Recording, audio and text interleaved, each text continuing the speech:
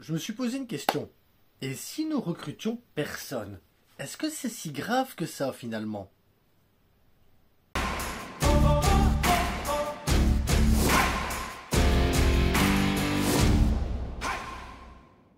Évidemment, on s'abonne, on like et on partage. On est à 980 000 abonnés du million. Donc on approche vraiment la réussite totale de cette chaîne. Si vous voulez des maillots, levestierstore.com, vous voyez des trainings, des trucs, on en parlera un peu plus en fin de vidéo. Mais là, je me suis posé vraiment une question. Et si on recrutait personne, est-ce que c'est si grave que ça finalement? Non mais vraiment, c'est une vraie question, hein. Parce que, qu'est-ce qui n'a pas été la saison passée? Qu'est-ce qui n'a pas été la saison passée?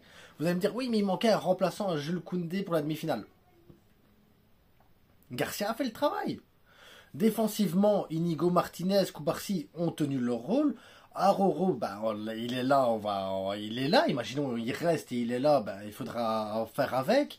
Christensen, il est là, il est très bon aussi, il faudra faire avec. On a du Bernal, on a du Casado, on a du Gavi, du Fermin, Olmo, Pedri, Frenkie. Donc on a un milieu de terrain plus que correct.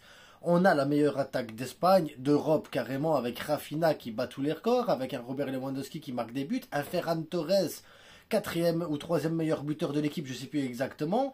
On a de l'autre côté un Lamine Yamal qui peut postuler pour un ballon d'or.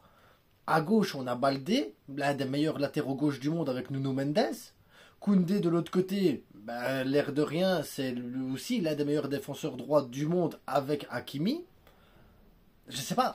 Imaginons qu'on recrute rien. On a déjà le gardien, c'était la priorité. La priorité est remplie.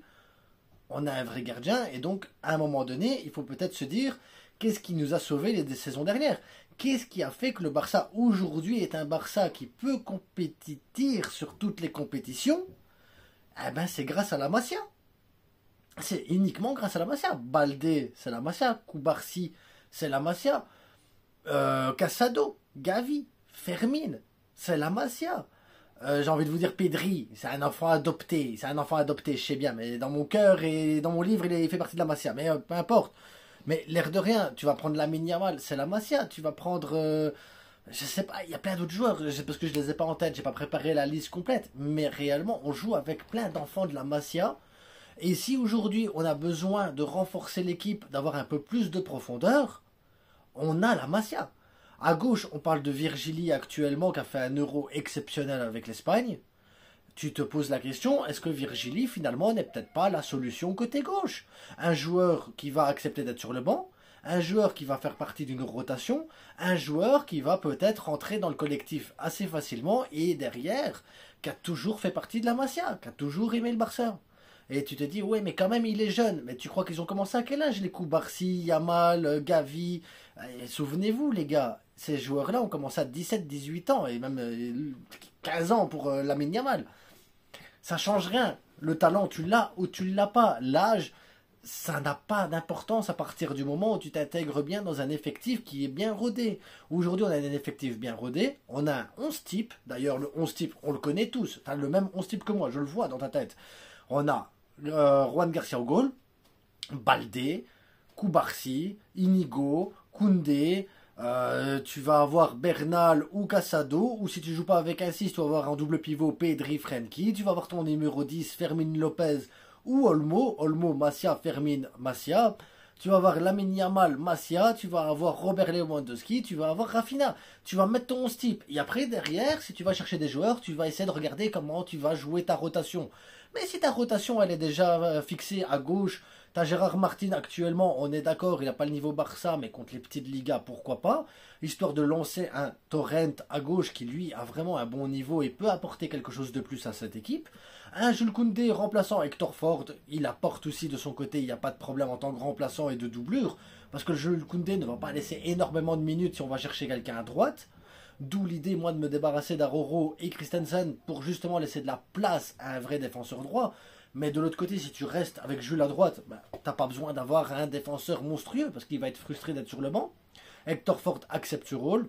Et après, bah, le milieu de terrain, il est 100% comblé. T'as besoin de rien de plus au milieu de terrain. T'as besoin de rien chercher au milieu de terrain.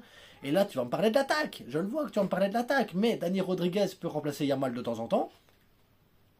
Parce que Yamal, pareil, il va laisser des bouts de match, des minutes, il va laisser des miettes à son remplaçant. De l'autre côté, Rafinha, il va laisser des miettes à son remplaçant, ça va être dans la légère rotation. Tu vas absolument avoir besoin d'un gars qui va accepter d'être sur le banc et qui aime le club. Virgili, ça passe très très bien dans ce cas-là. Et en attaque, tu as Robert Lewandowski. Son remplaçant, c'est Ferran Torres. Et Ferran Torres, son rôle de remplaçant, il est très très bon dans ce rôle de remplaçant. Et l'année prochaine, quand Robert partira, tu gardes ton argent, tu gardes tout ce que tu as là, pour justement permettre un achat d'un Julián Alvarez. Et encore, on a des numéros 9 à la Masia, deux actuellement, qui sont pas mauvais. On en parlera pendant la pré-saison. Mais est-ce que si le Barça ne fait aucun transfert cet été-ci, est-ce que c'est un mercato raté? En sachant que la Masia nous a toujours sauvés, en sachant que l'ADN de ce club c'est le football, et ce football c'est la Masia, en sachant que les joueurs qu'on a à la Masia sont des joueurs qui sont déjà adaptés au système de jeu, qui sont déjà ancrés dans un système et qui n'auront pas besoin de s'adapter, de prendre du temps, ils vont accepter leur rôle, ils vont jouer, ils vont donner leur cœur, ils vont apprendre. Et le Barça, ça a toujours été ça, les gars, à un moment donné. Donc c'est là que je me pose la question. Rashford, oui, c'est hyper intéressant. Dumfries, oui, c'est hyper intéressant. De l'autre côté, tu peux aller chercher un Grimaldo, ça peut être hyper intéressant. Et après, vous avez aussi votre liste de joueurs à vous qui peut être hyper intéressante. Mais ça veut dire qu'il va falloir faire des choix. Qu'il va falloir sacrifier certaines choses, certains pions dans l'effectif. Il va falloir tourner un peu plus. Il va falloir partager. Et est-ce que en ayant réussi une saison de triplé national, demi-finale Ligue des Champions, est-ce que ces joueurs-là vont accepter cette concurrence, vont accepter ça? Est-ce que ça ne va pas gâcher l'équilibre qu'on a dans l'effectif? Eh bien, c'est une vraie question qu'on peut se poser. Moi, je vous pose la question à vous. Est-ce que vraiment l'achat de joueurs peut bouleverser l'effectif? Est-ce que se servir de la Masia peut de nouveau faire grandir l'équipe et faire grandir les jeunes joueurs? Est-ce qu'il ne faut pas un mix entre jeunes de la Masia et à ce moment-là achat de 1 ou 2 joueurs et incorporer tout ça correctement? Mais je vous pose la question. J'ai pas la réponse. Je vais être franc avec vous, j'ai pas la réponse. Moi, je me mets dans les deux situations. Achat de joueurs, c'est hyper intéressant. Utiliser la Masia, c'est hyper intéressant. Moi, j'ai envie de vous dire peut-être un mix des deux, parce qu'on a besoin d'un peu plus d'expérience, on a besoin d'un peu plus de choses dans ce Barça-là, mais on n'a pas besoin de grand-chose. C'est ça qu'il faut se rendre compte. On n'a pas besoin de grand-chose. L'équipe est parfaitement équilibrée et tourne très bien. Donc voilà, j'avais envie de faire une vidéo là-dessus et me dire, attendez 2 secondes, parce qu'on parle beaucoup mercato, mercato, mercato, lui il nous a mis un vent, là c'est compliqué, est-ce qu'on est au 1 pour 1, est-ce qu'on n'est pas au 1 pour 1, est-ce qu'on peut inscrire des joueurs, est-ce que le stade va revenir à 600 000 personnes, est-ce qu'on va faire le plein, est-ce qu'on va gagner la Ligue des Champions? Et en fait on oublie l'essentiel. L'essentiel même, et l'essence même de ce club, cet ADN de ce club, c'est la Masia. Et dès qu'on arrive en période mercato, on met cet aspect hyper important de côté. Et je pense qu'on doit arrêter. La priorité, et ça doit être ça la priorité normalement dans un mercato, c'est regarder ce qu'on a chez nous, te dire ok, on a ça chez nous, voilà l'effectif qu'on a aujourd'hui, est-ce que ce qui est là peut combler le manque qu'on a là? Si oui, ben on prend, on met. Si c'est non, il faut regarder le profil qui est intéressant. Et c'est peut-être là, en fait, la clé de la réussite de ce FC Barcelone pour la saison-ci, c'est de pouvoir rechercher les joueurs qu'on a besoin, là où ils sont disponibles. Pas besoin d'aller chercher des joueurs très chers ou des joueurs avec des gros salaires, qui vont peut-être bloquer une progression de joueurs, qui vont peut-être apporter plus dans le futur. Je ne sais pas si vous comprenez mon raisonnement là-dessus. Mais voilà, c'était mon opinion sur le truc. Enfin, mon opinion sur la fin de la vidéo, c'est un peu plus mon opinion. Maintenant, je vous retourne la question, c'est une vidéo assez courte là-dessus, parce que ça m'a tracassé un petit peu, en fait. Je me dis, tiens, est-ce qu'on prend pas les choses à l'envers? Est-ce qu'on... Je sais pas, ça m'a tracassé. La vérité, ça m'a tracassé, et comme j'ai pas vraiment la réponse, et que vous êtes quand même nombreux à participer dans les commentaires, mais j'ai envie de vous lire en commentaire et voir un peu votre opinion là-dessus, tout simplement. En attendant, je vous avais dit que je parlerai du vestiaire store, donc le vestiaire store, c'est des maillots de football. Tout simplement, vous avez ceux du Barça, vous avez plein d'autres maillots du Barça, du Barça, du Barça, du Barça. Il y a l'Espagne aussi, voilà. Il y a aussi les autres clubs, je sais bien, hein, les gars, mais bon, la priorité, elle est là. C'est 10% de remise avec le code promo LAFRIT. La livraison, elle est offerte, ça arrive tous les 10 jours. Si vous avez des questions, n'hésitez pas à aller sur Instagram, même par mail. Il y a mon adresse mail, je pense, quelque part, il y a moyen de la trouver facilement. Instagram, X, TikTok, peu importe.